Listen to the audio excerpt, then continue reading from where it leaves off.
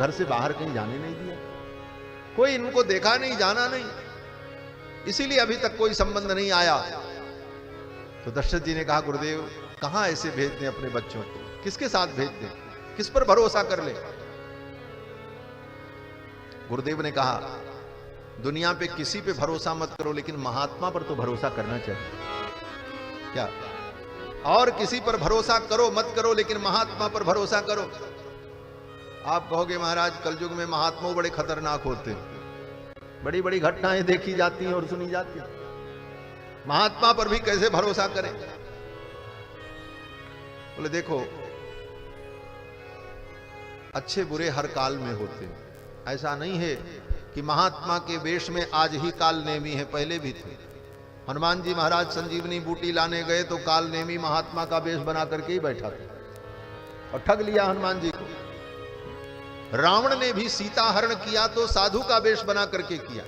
ये साधु का वेश इतना पवित्र है कि कोई भी धूर्त व्यक्ति अपने कार्य की सिद्धि के लिए इस वेश का दुरुपयोग कर लेता है। इसका मतलब सभी साधु खराब हैं, ऐसी बात नहीं। अगर साधु नहीं होंगे, संत नहीं होंगे तो ये पृथ्वी नहीं टिकेगी। माने दो चार दुष्ट होते हैं, लेकिन उससे साधु की महिमा, संत की महिमा नहीं समाप्त होगी। जब भी जीवन में दुख होगा तो संत के चरण में जाना ही पड़ेगा आपको। कहां जाओगे? जैसे बहुत से डॉक्टर होते हैं झोला छाप डॉक्टर, जो मरीज का प्राण ले लेते हैं और धन भी ले लेते हैं। इसीलिए हमारे यहां कहा जाता है डॉक्टर क्या होता है? बोले जमराज का भाई। कोई डॉक्टर हो तो बुरा मत मानना भैया, हाथ जोड़ते हैं, हम तो कथा सुना रहे हैं। कहते हैं डॉक्टर वैद्य क्या है? बोले जमराज का भाई। वैद्य राज नमस्तुभ्यम जमराज सहोदरा। ये जमराज के सहोदर है। क्यों? बोले यमस्तु हरति प्राण।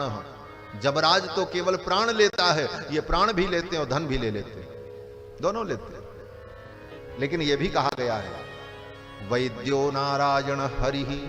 वैद्य साक्षात नारायण का स्वरूप है, प्राण दाता है, लेकिन वो निष्पक्ष भाव से उसकी चिकित्सा करे और उसका कल्याण करे तो वो वैद्य, वो डॉक्टर नारायण का स्वरूप होता है। अच्छे बुरे सब जगह होता है। अब आप विचार करो, एक झोला छाप डॉक्टर को देखकर, ऐसे डॉक्टर को देखकर जो डॉक्टर ठगता हो, तो क्या आप चिकित्सा कराना बंद कर दोगे? बीमार होगे तो कहां जाओगे? कोतवाली में जाओगे कि न्यायालय में जाओगे? जाना तो डॉक्टर के ही पास पड़ेगा।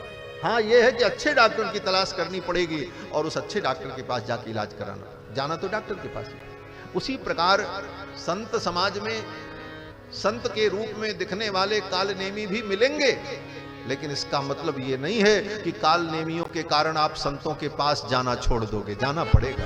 कहां जाओगे? संतों के चरण में जाकर के ही शांति मिलेगी और सच्चे संतों को ढूंढना होगा। और सच्चे संत मिलेंगे कैसे? गोस्वामी जी कहते हैं संत विशुद्ध मिलई पर ते ही राम कृपा कर चितवहीं जी। राम जी जिस पर कृपा करें, इसलिए संत पर भरोसा करें।